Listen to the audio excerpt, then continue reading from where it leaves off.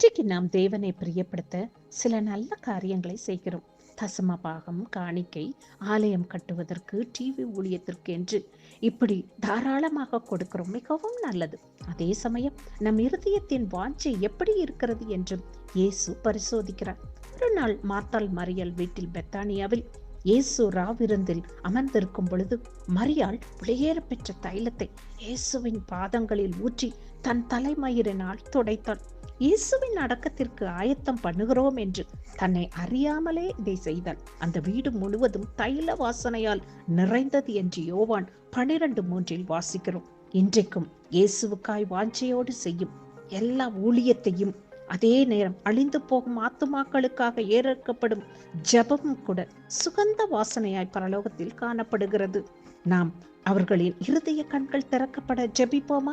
கர்த்தர் உங்களை ஆசீர்வதிப்பாராக. ஆமேன், ஆமேன்.